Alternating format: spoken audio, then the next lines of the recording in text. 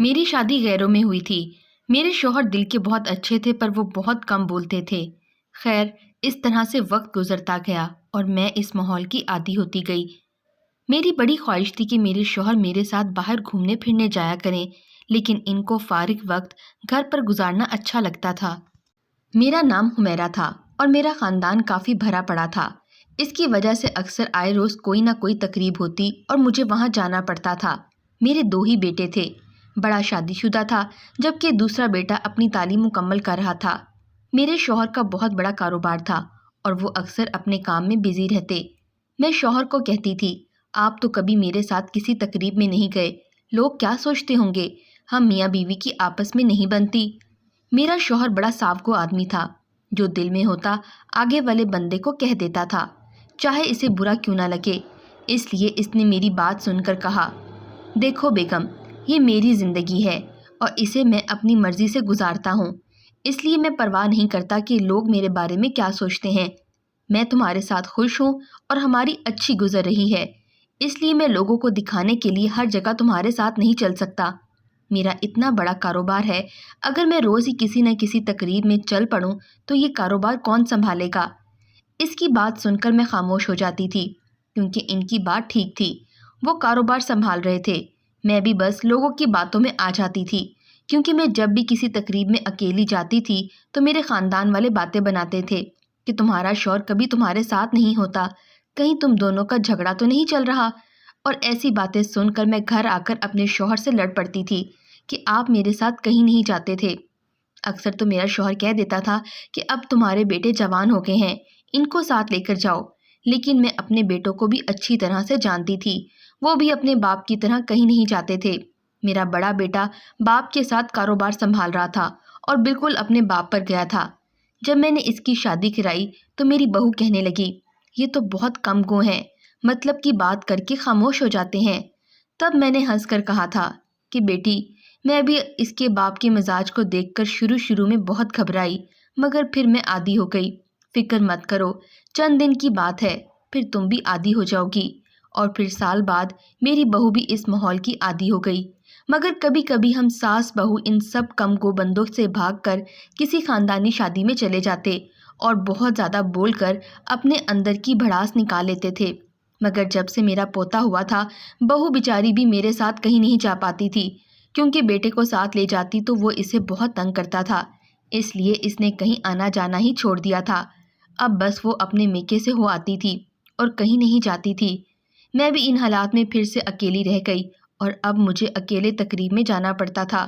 ویسے تو میرا چھوٹا بیٹا اپنے باپ اور بھائی پر نہیں گیا تھا اور کچھ مجھ پر گیا تھا، کیونکہ جب کبھی گھر میں کوئی مہمان آ جاتا تھا تو وہ باقی گھر والوں کی طرح کمروں میں نہیں چھپ جاتا تھا، بلکہ وہ اپنا کام چھوڑ کر کچھ دیر کے لیے ان کے ساتھ بیٹھ جاتا تھا۔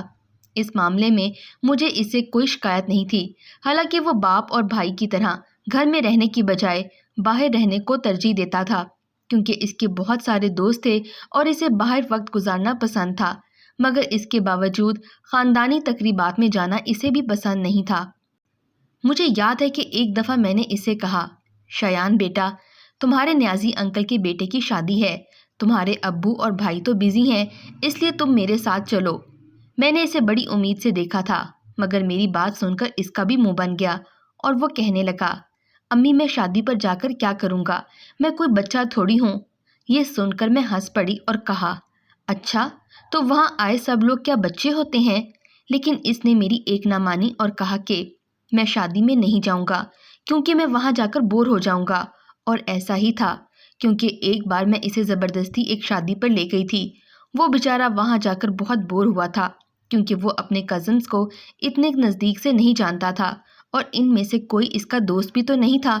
وہ بار بار مجھے گھر چلنے کا کہہ رہا تھا اور میں بس اپنے خاندان کے بچوں کو دیکھ رہی تھی جو اپنے والدین کے ساتھ آئے ہوئے تھے اور وہاں ناچ گا رہے تھے اور ایک ہنگامہ مچا رہے تھے۔ وہ لڑکیوں کے ساتھ ہنس بول رہے تھے، میرا بیٹا کونے میں بیٹھا موبائل پر بوریت سے بچنے کے لیے ویڈیو گیم کھیل رہا تھا۔ اس لیے اس شادی کے بعد تو میں نے توبہ کر لی کہ اس کو اپنے ساتھ کبھی کسی شادی میں نہیں لے جاؤں گی۔ اس نے تو وہاں میرا سر ہی کھا لیا تھا۔ اس واقعے کے بعد میں اسے کبھی اپنے ساتھ نہیں لے کر گئی۔ اب تو ویسے بھی اپنی پڑھائی میں وہ بزی تھا، اس لیے میں اب اکیلی ہی چلی جاتی تھی اور مجھے لوگوں کی باتوں سے فرق بھی نہیں پڑتا تھا۔ پھر ایک دن مجھے اپنا کزن نیاز بازار میں ملا اور کہنے لگا، بیٹی کی شادی کر رہا ہوں، آج کل اسی کی تیاری کر رہا ہوں۔ یہ سن کر میں نے اسے مبارکباد دی۔ اس نے کہا کہ میں شادی کا کارڈ بھیجوں گا، تم ساری فیملی کو ساتھ لے کر آنا۔ یہ سن کر میں مسکرا دی اور وعدہ کر لیا کہ میں تمہاری بیٹی کی شادی میں ضرور آؤں گی۔ نیاز میرے ماموں کا بیٹا تھا۔ اس کی اور میری شادی ایک ہی سال ہوئی تھی۔ شاید اس کے بچوں اور میرے بچوں کی عمریں بھی ایک جیسی تھیں، مگر بیچاری کی بیوی جلدی مر گئی، اس لیے اس نے اپنے بیٹے کی شادی جلدی کر دی تھی، کیونکہ گھر میں اس کی 4 بیٹیاں تھیں، جن میں سے اب ایک رہ گئی تھی، باقی اس نے شادی کر دی تھی۔ بیچارے نے بیوی کے مرنے کے بعد اپنے بچوں کی بہت چھوٹی عمر میں شادی کر دی، کیونکہ آج کل کا وقت اتنا اچھا نہیں تھا، جوان بچوں کا یوں بنا ماں کے رہنا ٹھیک نہیں تھا۔ اس لیے تو نیاز نے اپنی بیٹیوں کی شادی جلدی جلدی کر دی، کیونکہ میں نے سنا تھا کہ اس کی بہو بھی اتنی اچھی نہیں تھی۔ خیر، جس دن نیاز کی بیٹی کی رخصتی تھی، میں جانے کے لیے تیار ہو گئی۔ میں تیار ہو کر باہر نکلی تو میں نے دیکھا کہ شایان گھر پر ہی تھا۔ اس نے مجھے تیار دیکھا تو پوچھنے لگا۔ میں نے اسے بتایا کہ میں تمہارے نیاز انکل کی بیٹی کی شادی میں جا رہی ہوں۔ یہ سن کر وہ کہنے لگا، ٹھیک ہے، میں بھی آپ کے ساتھ چلتا ہوں۔ یہ سن کر مجھے کافی حیرانگی ہوئی، مگر وہ مجھے حیران پریشان چھوڑ کر اندر چلا گیا اور واپس آیا تو خوب تیار تھا۔ مجھے بہت حیرانی ہوئی، مگر ہم اس شادی میں پہنچ گئے، لیکن مجھے نہیں معلوم تھا کہ وہاں بھی ایک حیرانگی میری منتظر تھی۔ ہم وہاں پہنچے تو سب لوگ اپنے گھروں کو جا رہے تھے۔ یہ دیکھ کر میں گھبرا گئی۔ شادی میں شرکت کی بجائے لوگ واپس جا رہے تھے۔ خدا خیر کرے۔ یہ دیکھ کر میں گھبرا گئی اور میں نے واپس جاتی ایک عورت سے پوچھا، بہن کیا ہوا ہے؟ سن کر وہ کہنے لگی، کیا بتاؤں بہن، لڑکی نے تو بیچارے باپ کی عزت کا جنازہ ہی نکال دیا۔ ابھی بارات آئی تھی اور نکاح ہونے والا تھا کہ لڑکی روتے ہوئے کہنے لگی کہ میں یہ شادی نہیں کر سکتی، کیونکہ میں کسی کے بچے کی ماں بننے والی ہوں۔ اس لیے بہن، یہ بات سن کر لڑکے والے تو فوراً وہاں سے چلے گئے، جبکہ شادی میں آئے لوگ بھی دھیرے دھیرے اپنے گھروں کو جا رہے تھے۔ اور ویسے بھی اب یہاں رک کر کیا کرنا تھا، کیونکہ لڑکی کا باپ تو صدمے میں تھا۔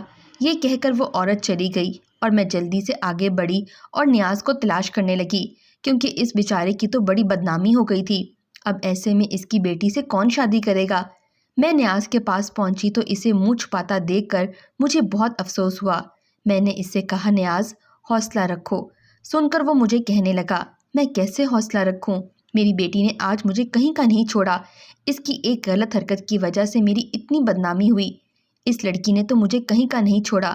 مجھے دکھ ہو رہا ہے۔ اس نے یہ بات اب سب کے سامنے کہنے کی جرت کر لی، مگر اس نے یہ بات پہلے اپنے باپ کو نہیں بتائی۔ وہ یہ بات مجھے بتا دیتی تو میں اس لڑکے کی منت کر لیتا اور اپنی بیٹی کو اس کے ساتھ رخصت کر دیتا، کیونکہ اب میری اتنی بدنامی تو نہ ہوتی۔ ایسی آوارہ لڑکی سے کون شادی کرے گا؟ یہ کہہ کر نیاز پھوٹ پھوٹ کر رو دیا۔ میں نے دیکھا کہ میرے خاندان کے سارے لوگ جمع تھے، لیکن کسی نے آگے بڑھ کر اسے گلے سے نہیں لگایا کہ نیاز بس کر دو، یہ تمہاری غلطی نہیں تھی۔ مائیں مر جائیں تو بیٹیاں اکثر غلط راہ پر چل پڑتی ہیں۔ اس لمحے مجھے شدت سے اپنے شوہر کی کمی محسوس ہوئی، کیونکہ اگر وہ میرے ساتھ ہوتا تو میں اس سے کہتی کہ نیاز کو حوصلہ دو، مگر میں بھی کس کو یاد کر رہی تھی؟ وہ جس کے دل میں لوگوں کے لیے ذرا بھی ہمدردی نہیں تھی، اسے تو بس اپنے کاروبار کی فکر تھی۔ نہ جانے اس لمحے میں اپنے شوہر سے اتنی بدگمان کیوں ہو رہی تھی، حالانکہ یہ اس کی غلطی نہیں تھی۔ شاید میں چاہتی تھی کہ کوئی آگے بڑھ کر نیاز کو حوصلہ دے اور نیاز کی بیٹی کی اس غلطی کو چھپا لے، مگر میں نے چاروں طرف نظر دوڑا کر دیکھا، کوئی بھی آگے نہیں بڑھا۔ کسی نے نہیں کہا کہ انکل میں آپ کی بیٹی سے شادی کروں گا، میں اس کی غلطی چھپا لوں گا، میں آپ کی مزید بدنامی نہیں ہونے دوں گا۔ کسی نے نہیں کہا کہ انکل یہ ہمارے خاندان کی عزت کا معاملہ تھا، اسے مل بیٹھ کے سلجھا لیتے ہیں۔ میں نے دیکھا میرے سارے کزن یہاں موجود تھے اور ان کے جوان بیٹے کھڑے تھے، مگر کسی نے کچھ نہیں کہا۔ کوئی اس لڑکی کی غلطی کو معاف کرنے کے لیے آگے نہیں بڑھا۔ بیچارہ نیاز اب کہہ رہا تھا کہ اب کون میری بیٹی سے شادی کرے گا؟ انکل میں آپ کی بیٹی سے شادی کروں گا۔ میں نیاز کو تسلی دینے کے لیے آگے بڑھی، مگر یہ آواز سن کر میں پلٹ کر دیکھا تو میری روح ہی نکل گئی، کیونکہ یہ تو میرا بیٹا کہہ رہا تھا۔ میں حیران رہ گئی۔ یہ بات میرے شایان نے کہی تھی۔ کیا اس نے اپنی ماں کا درد جان لیا تھا؟ میں نے دیکھا کہ نیاز کا چہرہ یہ بات سن کر کھل اٹھا تھا، مگر اس ڈر سے اس نے میری طرف دیکھا اور میں نے مسکرا دیا۔ میں نے پہلی بار اپنے شوہر سے درخواست کی۔ میں نے اسے بتایا کہ شایان اس لڑکی سے شادی کرنا چاہتا تھا اور میں بھی چاہتی تھی، کہ اس لڑکی کو اس کی غلطی کی اتنی بڑی سزا نہ ملے، اس لیے میں اسے اپنی بہو بنانا چاہتی تھی، مگر میں حیران رہ گئی جب میرے شوہر نے مجھے اس کی اجازت دے دی، اور جب نیاز کی بیٹی نے ایک بچے کو جنم دیا تو ہم اسے عزت سے رخصت کر کے لے آئے۔ اس لڑکی کو اپنی غلطی پر پچھتاوا تھا، شاید وہ سمجھ چکی تھی دنیا کتنی ظالم ہے۔ میرے بیٹے نے نہ صرف اسے اپنایا بلکہ اس کی بیٹی کو بھی باپ کا نام دیا۔ مجھے فخر ہے اپنے شوہر اور اپنے بیٹوں پر، بے شک وہ کم بولتے تھے لیکن ان کی سوچ مثبت ہے۔